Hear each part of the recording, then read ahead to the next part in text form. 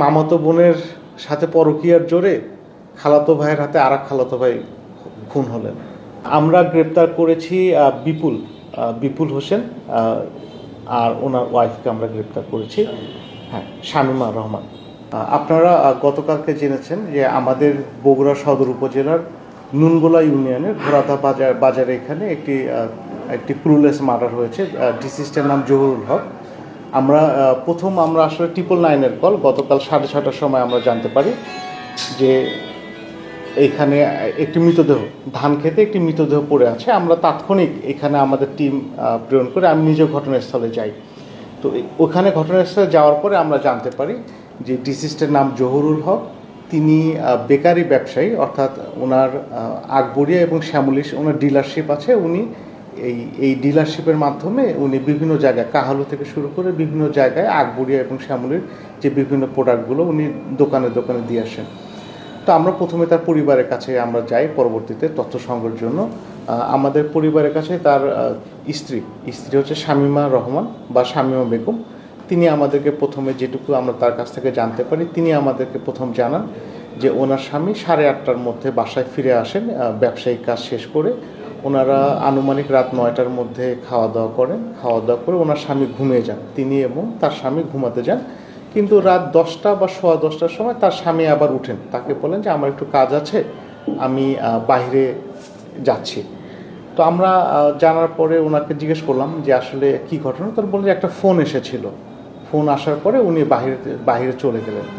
তো বাহিরে যাওয়ার সময় উনি তালা লাগিয়ে চলে যান, বাহিরের গেটে তালা লাগিয়ে চলে যান। পরবর্তীতে যখন 1:30-2টা বেজে যায়, যখন না আসে, তখন তিনি বিভিন্ন জায়গায় ফোন করে খুঁজতে থাকেন।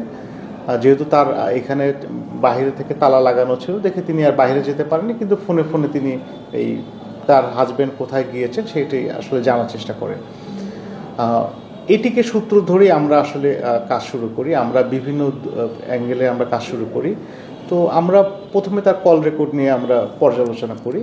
প্রথমে আমাদের এটাতে তার একটি কন্ট্রাডিকশন পাই তার যে কথার, কারণ তিনি বলেছিলেন যে একটি ফোন কলের পরে তিনি ঘুম থেকে উঠে চলে যান।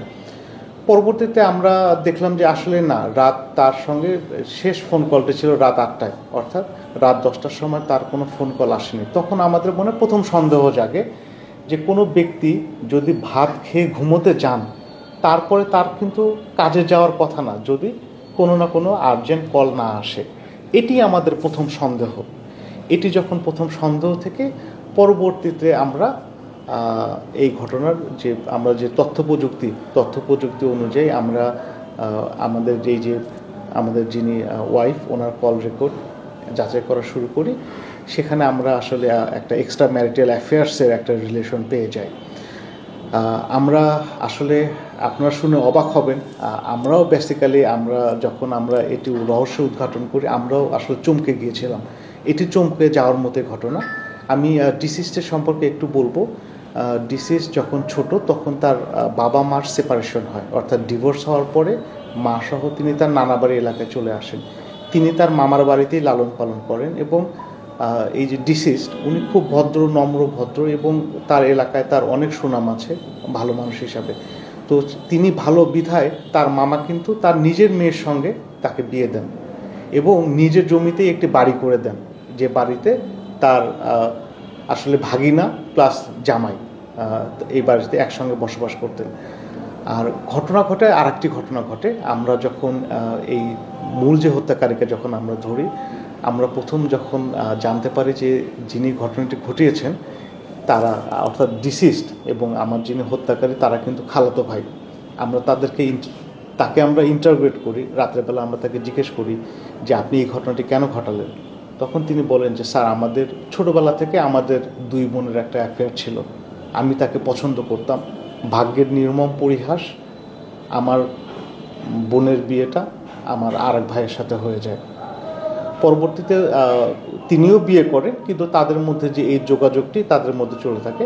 তো আমাদের কাছে তিনি বলেছেন যে তারা 2 জন পরিকল্পিতভাবে, অর্থাৎ 3 তারিখে তারা পরিকল্পনা করে। এটি তাদের হয়তো দীর্ঘদিন ধরে পরিকল্পনা হতে পারে, তবে তারা এই 3 তারিখ দিবাগত রাতে তারা এই পরিকল্পনাটা এক্সিকিউট করেন।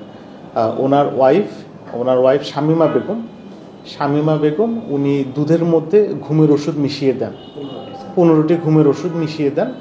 এই ঘুমের ওষুধ খাওয়ানোর পরে যখন অচেতন হয়ে পড়ে তখন তারা এই ওনার যে হত্যাকারী যে বিপুল বাসায় এসে তাকে ঘাড়ে করে বাহিরে নিয়ে গিয়ে প্রথমে আপনারা দেখবেন যে পিওর পাশেই কিন্তু একটা অর্ধনির্মিত বাড়ি আছে।